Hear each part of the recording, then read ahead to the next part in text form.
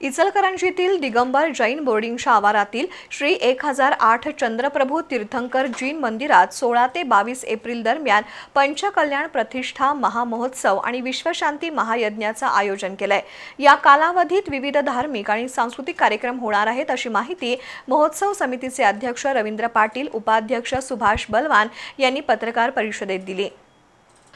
इचलकरंजी आणि पंचक्रोशीतील विद्यार्थ्यांसाठी दक्षिण भारत जैन सभेनं दिगंबर जैन बोर्डिंगची स्थापना केली आहे। या बोर्डिंगच्या आवारात 1999 साली श्री 1008 चंद्रप्रभू मंदिर उभारण्यात आलंय। या मंदिराचा पंचकल्याण प्रतिष्ठा महोत्सव आचार्य रत्न बाहुबली मुनी महाराज यांच्या सानिध्यात झाला होता। या महोत्सवाला 25 वर्ष पूर्ण झाली आहेत।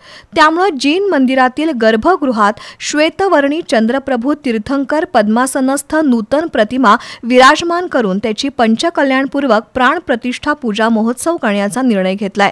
हा सोहळा आचार्य रत्न बाहुबली मुनी महाराज यांचे परम शिष्य आचार्य 108 श्री जिनसेन मुनी महाराज, क्षुल्लक रत्न परमपूज्य श्री 105 समर्पण सागर महाराज, जगद्गुरु स्वास्थ्य श्री लक्ष्मीसेन भट्टारक भट्टाचार्य महास्वामी यांच्या उपस्थितीत आणि प्रतिष्ठाचार्य पंडित डॉक्टर सम्मेद उपाध्याय यांच्या मार्गदर्शनाखाली होणार आहे।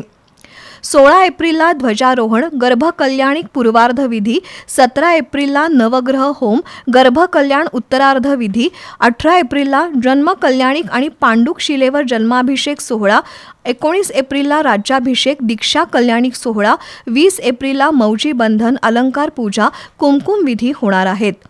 तसंच विविध क्षेत्रात उल्लेखनीय योगदानाबद्दल माजी खासदार कल्लापाण्णा आवाडे यांचा सकल जैन समाजाच्या वतीनं संस्कार रत्न या पदवीनं सन्मान होणार आहे।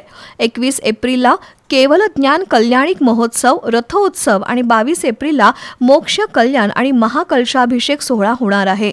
महोत्सव काळात विविध प्रवचनं, वक्त्यांची भाषणं आणि सांस्कृतिक कार्यक्रम होणार असल्याचं रवींद्र पाटील, सुभाष बलवान यांनी सांगितलं। यावेळी महोत्सव समितीचे सचिव बाबासो हुपरे, नरेंद्र केटकाळे, पार्श्वनाथ पाटील यांच्यासह समितीचे सदस्य उपस्थित होते।